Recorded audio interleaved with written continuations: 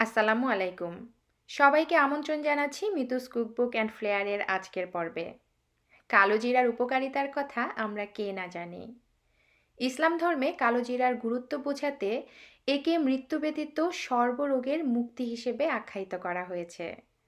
তাই আজকের পর্বে আমি শেয়ার করতে যাচ্ছি কালোজিরার দুইটি খুব সহজ এবং খুবই হেলদি ভর্তার রেসিপি, সেই সাথে দীর্ঘদিন কালোজিরা গুঁড়ো করে সংরক্ষণ পদ্ধতি এবং এর বেশ কিছু উপকারিতা।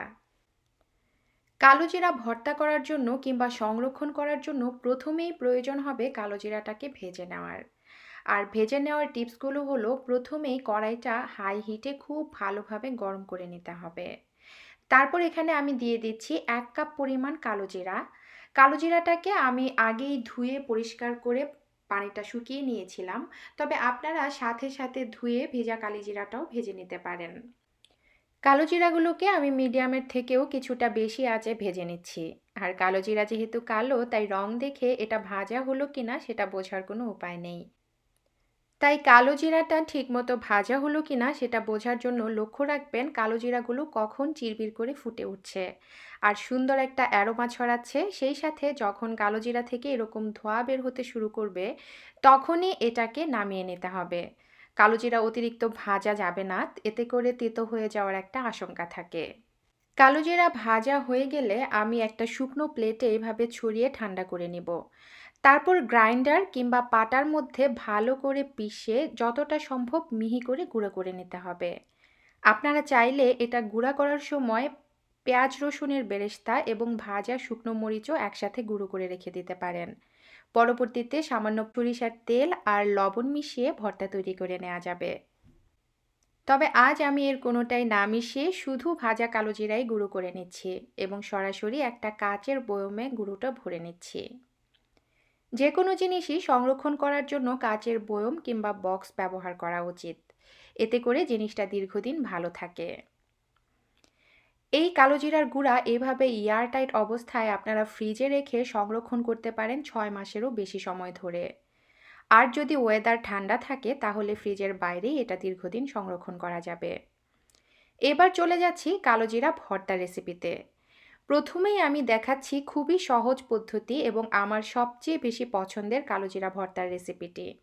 তার জন্য আমি এখানে ১ টেবিল চামচ পেঁয়াজ খুব পাতলা করে কুচি করে নিয়েছি আর নিয়ে নিয়েছি ৩-৪টা কাঁচামরিচ কুচি।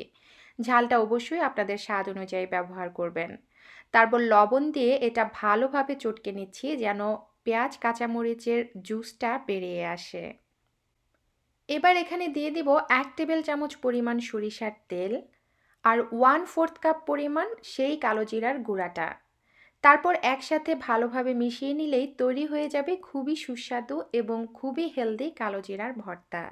কাঁচা পেঁয়াজ আর সরিষার তেলের ঝাঁঝ কালোজিরার ঝাঁঝের সাথে মিলেমিশে এটা এমনই একটা ভর্তা তৈরি হয় যেটা কিনা যারা দীর্ঘদিন ধরে ঠান্ডা কাশিতে ভুগছেন তাদের জন্য ভীষণ উপকারী। তাছাড়া এই পদ্ধতিতে ভর্তাটা তৈরি করলেই কালোজিরার ফ্লেভারটা সবচেয়ে ভালো পাওয়া যায়। এবার চলে যাচ্ছি কালোজিরা ভর্তার দ্বিতীয় রেসিপিতে। প্রথমে ১ টেবিল চামচ তেল একটা হাঁড়িতে দিয়ে চুলাটা অন করে দিলাম। এবার দিয়ে দিচ্ছি 1/4 কাপ পেঁয়াজ আর 1/4 কাপ রসুনের আস্ত কোয়া।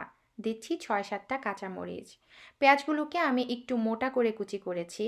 আর ঝালটা অবশ্যই আপনারা আপনাদের স্বাদ অনুযায়ী ব্যবহার করবেন। আপনারা চাইলে কাঁচামরিচের সাথে ২-৩টা শুকনো মরিচও অ্যাড করতে পারেন, কিন্তু আমি যেহেতু ভর্তাটাকে খুবই হেলদি রাখতে চাচ্ছি তাই এখানে শুকনো মরিচ ব্যবহার করিনি।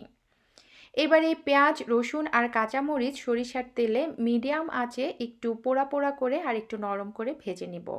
ভাজা হয়ে গেলে চুলাটা বন্ধ করে আমি একটা পটেটো ম্যাশার দিয়ে এগুলোকে খুব ভালোভাবে থেতো করে নিব। সব কিছু মোটামুটিভাবে চটকে মিশে গেলে এখানে দিয়ে দিচ্ছি 1/4 কাপ পরিমাণ কালোজিরা গুঁড়া। তারপর ভালোভাবে মিশিয়ে নিলেই তৈরি হয়ে যাবে কালোজিরা ভর্তা। আমি আমার কাজ সহজের জন্য পটেটো ম্যাশার ব্যবহার করেছি। তবে এটা পাটায় পিষে নিলে কিংবা ব্লেন্ডারে ব্লেন্ড করে নিলে ভর্তাটা আরও ভালো হবে। যেহেতু এই ভর্তাটায় হাতের ছোঁয়া লাগেনি, কোনো পানি ব্যবহার করিনি এবং পেঁয়াজ রসুন মরিচটা ভাজা আছে, তাই এই ভর্তাটা ফ্রিজের নর্মাল চেম্বারে ভালো থাকবে ৭ দিনেরও বেশি সময় ধরে। যারা কালো জিরার তেতো ভাবটা কিংবা ঝাঁঝটা পছন্দ করেন না তাদের জন্য কিন্তু এই ভর্তাটা খুবই উপযোগী।